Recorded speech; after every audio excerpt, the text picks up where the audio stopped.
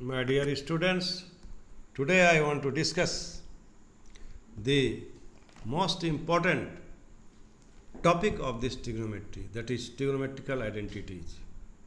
Before starting trigonometric identity, I want to discuss you what is an equation, how will you define an equation. I hope you have studied it in class 6, standard 6. I hope in class 6 it is given that the statement of equality in which at least one variable is involved,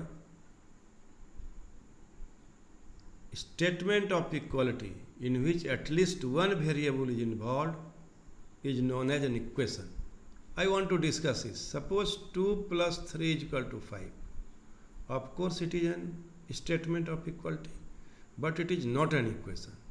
But if you write 2 plus x is equal to 5, of course it is also a statement of equality, but it satisfies the definition. Here at least one variable is involved, so it is an equation.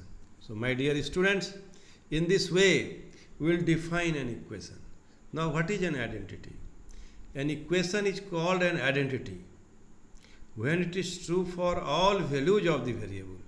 So in algebra, x plus y whole square is equal to x square plus twice xy plus y square. Of course it is an identity because it is true for all the values of the variable x and y. Try to understand it. If an equation is true for all the values of the variable, then it is an identity. Similarly,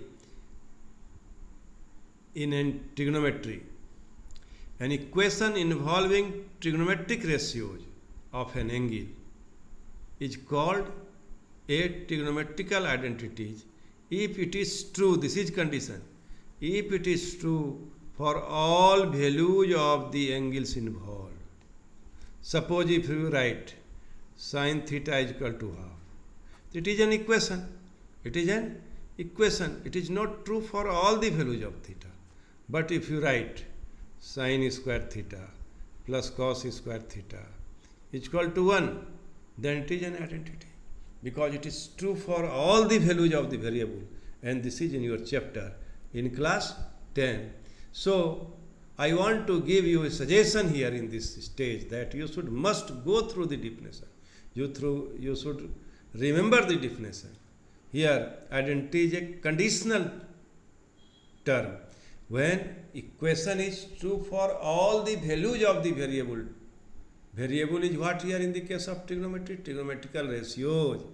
Then it is true for, then it is known as and trigonometrical identities. Now my dear student, I want to discuss here in triangle ABC, right angle at B, we have AB square plus BC square is equal to AC square. Dividing each term of first by AC square, we get AB square by AC square plus BC square by AC square is equal to AC square by AC square. And AB by AC is sin A. For this angle A, AB is perpendicular, AC is hypotenuse. So AB by AC is sin A, it will be sin square A. BC by AC is equal to BC by AC. BC by AC for this angle.